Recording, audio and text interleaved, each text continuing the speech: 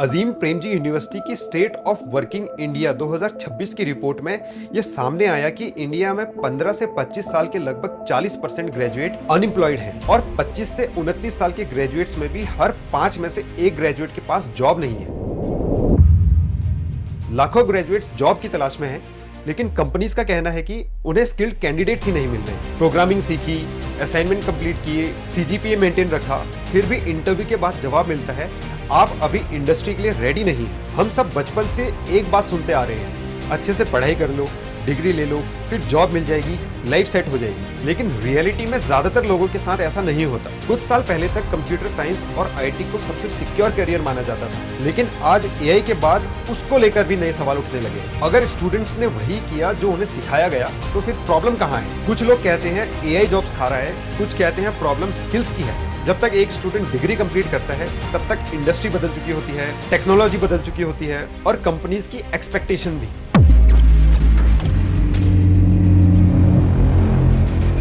India का official unemployment rate कागज पर तो सिर्फ 5.5% है।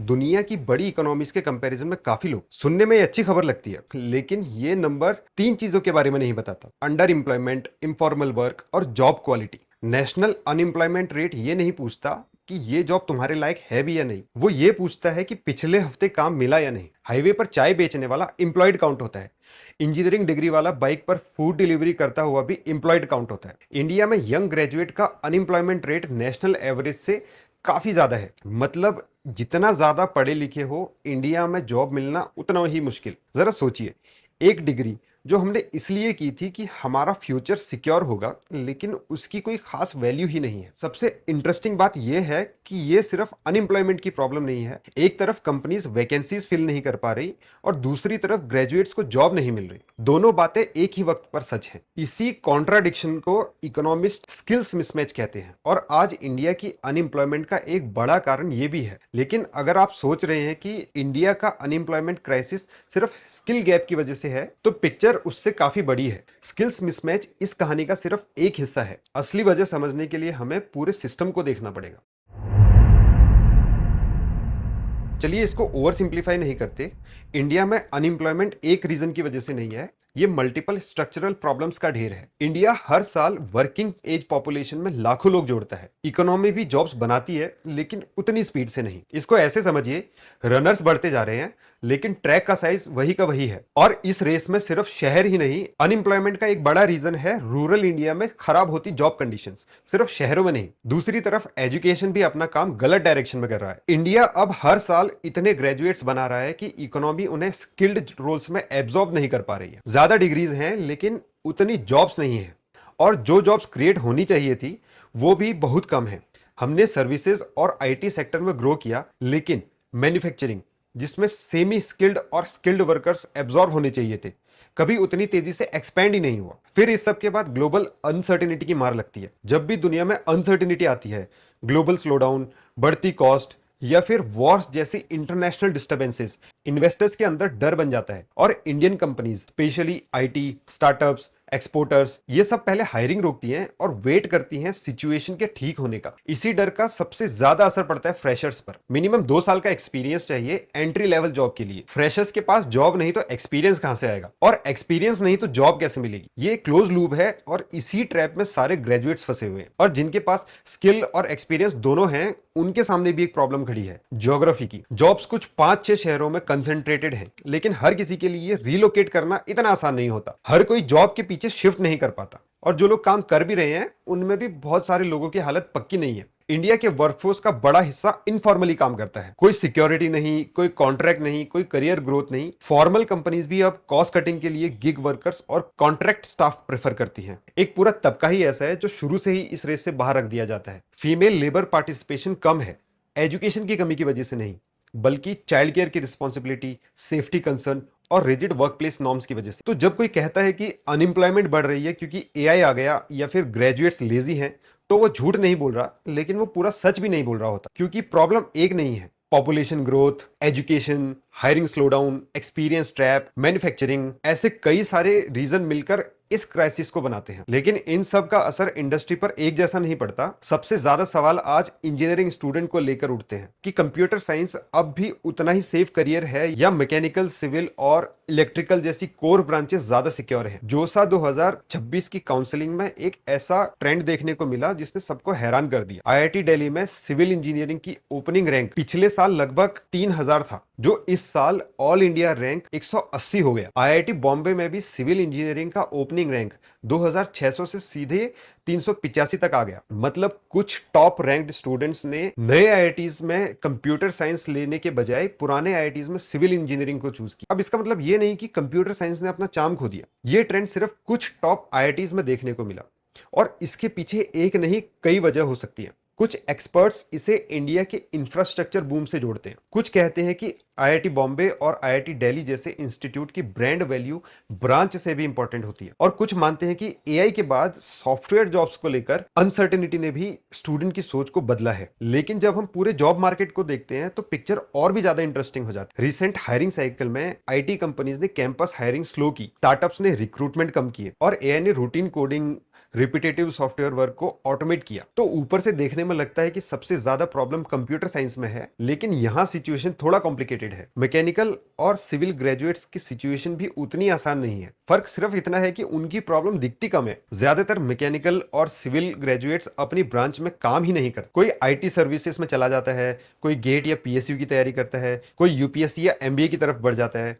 धीरे धीरे वो अपनी कोर फील्ड से ही बाहर निकल जाते हैं। इसलिए जब आप सिर्फ कोर ब्रांचेस अनएम्प्लॉयमेंट देखते हैं तो नंबर्स कंपैरेटिवली कम लगते हैं, लेकिन इसका मतलब ये नहीं कि कोर जॉब्स बहुत हैं। इसका मतलब ये भी हो सकता है कि बहुत से ग्रेजुएट्स पहले ही अपनी ब्रांच छोड़ चुके हैं और इसको कहते हैं अंडर एम्प्लॉयमेंट। और शायद ये इंडियन इंजीनियरिंग की सबसे अंडर रिपोर्टेड प्रॉब्लम्स में से एक है। ऑफिशियली तो ये एम्प्लॉयड हैं, लेकिन रियलिटी में ये उस फील्ड में काम ही नहीं कर रहे हैं जिसके लिए उन्होंने 4 साल पढ़ाई की थी। और कंप्यूटर साइंस भी अब एक जैसा मार्केट नहीं रहा, ये भी 2 अलग अलग हिस्सों में बंट चुका है। एक तरफ AI engineers, ML engineers, cloud engineers, companies in skill के लिए एग्रेसिवली हायर कर रही हैं, तो दूसरी तरफ है वेब डेवलपर्स, मैनुअल टेस्टिंग या रूटीन कोडिंग। यहां कंपटीशन बढ़ रहा है और एआई इसको आसानी से रिप्लेस कर रहा है। तो ऐसा नहीं है कि कंप्यूटर साइंस खत्म हो रही है या कोर इंजीनियरिंग वापस आ गई है। बात यह है कि दोनों की अलग अलग प्रॉब्लम्स हैं। आईटी सेक्टर ओवर सप्लाई और रैपिड चेंजिंग स्किल रिक्वायरमेंट से, तो core engineering limited core opportunities और अंडर एम्प्लॉयमेंट से परेशान है। रीजन कुछ भी हो, रिजल्ट एक ही है, एम्प्लॉयमेंट क्राइसिस। यहां एक और इंटरेस्टिंग बात सामने आती है। चाहे ब्रांच कोई भी हो, कंपनीज की कंप्लेंट लगभग एक जैसी होती है कि कैंडिडेट्स इंडस्ट्री रेडी नहीं है। तो फिर ये स्किल गैप आखिर आता कहां से है? देखा जाए तो इसका सीधा आंसर है करिकुलम, लेकिन ये सिर्फ आउटडेटेड सिलेबस से ज्यादा बड़ा है। ये एक टैलेंट गैप नहीं है, ये एक डिजाइन गैप है। कॉलेजेस कंटेंट सिखाने के लिए बनाए गए हैं, लेकिन इंडस्ट्रीज आउटकम को रिवॉर्ड करती है। एक स्टूडेंट डेटाबेस मैनेजमेंट में परफेक्ट ग्रेड ला सकता है और फिर भी ना जानता हो कि उस डेटाबेस को क्लाउड पर एक्चुअली कैसे डिप्लॉय किया जाए। रिसर्च बताती है कि कॉलेजेस बेसिक कोडिंग का नियर कंप्लीट कवरेज अचीव करते हैं, लेकिन जब बात आती है software testing, version control, requirement engineering या real world software life cycle की, तो जो ऑलमोस्ट हर कंपनी में डेली यूज होता है, करिकुलम कवरेज गिरकर बस 10-12% तक रह जाता है। और एआई टूल्स की बात करें, जैसे Copilot, cursor, LLM based debugging, जो टूल्स हर मॉडर्न डेवलपर यूज करता है, तो कॉलेजेस स्टूडेंट को ये रिस्पॉन्सिबली यूज करना ही नहीं सिखाते, उल्टा यूज करने पर पनिश किया जाता है। एक mechanical engineering student fluid mechanics कागज पर मास्टर कर सकता है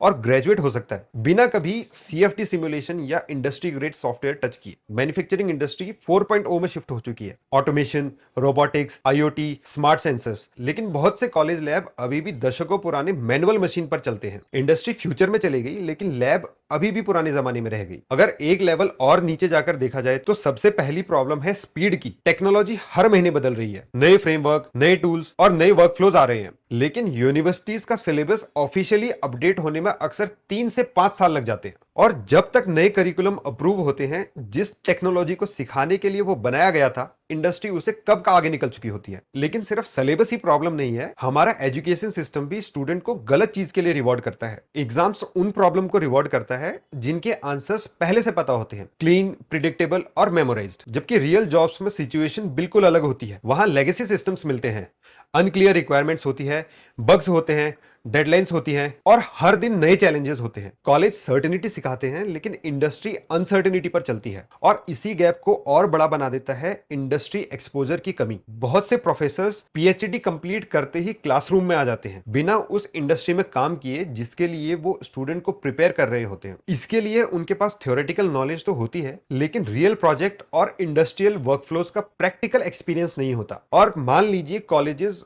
चाहे भी कि स्टूडेंट को मॉडर्न टूल सिखाए तो हर सिचुएशन के लिए यह मुमकिन नहीं होता। CNC machines, robotics lab, ANSYS, MATLAB और दूसरे इंडस्ट्री ग्रेड सॉफ्टवेयर और इक्विपमेंट लगाना लाखों और कभी कभी करोड़ों रुपए का इन्वेस्टमेंट मांगता है। टीयर 2 और टीयर 3 कॉलेजेस के लिए इतनी तेजी से टेक्नोलॉजी के साथ पेस बनाना आसान नहीं होता। और फिर आती है इंटर्नशिप की बात। कागज पर ऑलमोस्ट हर स्टूडेंट इंटर्नशिप करता है लेकिन उनमें से बहुत सी इंटर्नशिप सिर्फ ऑब्जर्वेशन तक सीमित रह जाती है। स्टूडेंट को देखने का मौका मिलता है लेकिन बिल्ड करने का नहीं, फेल होने का नहीं या रियल प्रॉब्लम सॉल्व करने का नहीं, जबकि असली इंजीनियरिंग इसी प्रोसेस का नाम है। और जब ये सारी चीजें एक साथ जुड़ जाती हैं तो नतीजा एक ऐसा ग्रेजुएट होता है जो डिग्री के हिसाब से तो क्वालिफाइड है लेकिन इंडस्ट्री के हिसाब से अभी भी अनप्रिपेयर्ड।